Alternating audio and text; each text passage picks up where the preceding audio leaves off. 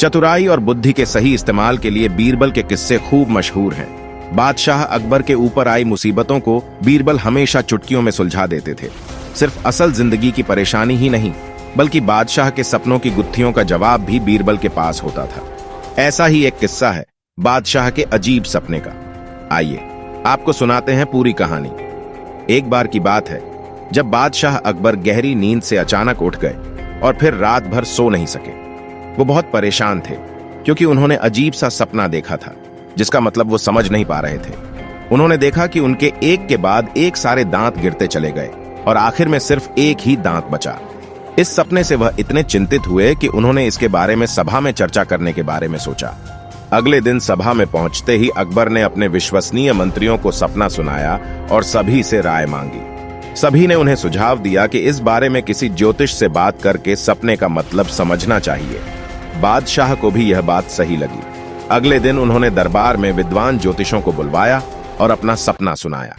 इसके बाद सभी ज्योतिषों ने आपस में विचार विमर्श किया।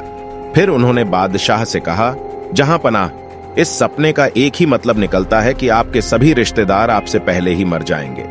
ज्योतिषों की यह बात सुनकर अकबर को बहुत गुस्सा आया और उन्होंने सभी ज्योतिषों को दरबार से जाने का आदेश दिया। उन सभी के जाने के बाद बादशाह अकबर ने बीरबल को बुलाया और कहा, बीरबल, तुम्हारे अनुसार हमारे सपने का मतलब क्या होगा? बीरबल ने कहा, हुजूर, मेरे हिसाब से आपके सपने का मतलब यह था कि आपके सभी रिश्तेदारों में से आपकी उम्र सबसे ज्यादा होगी और आप उन सभी से ज्यादा समय तक जीते रहेंगे। इस बात को सुनकर बादशाह अकबर बहुत खुश हो गए। वहां मौजूद सभी मंत्रियों ने सोचा कि बीरबल ने भी ज्योतिषों की ही बात को दोहराया है।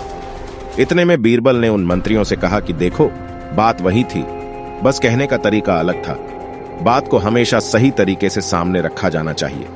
मंत्रियों को इतना कहकर बीरबल सभा से चले गए। कहानी से सीख, किसी भी बात को बोलने का एक सही तरीका होता है।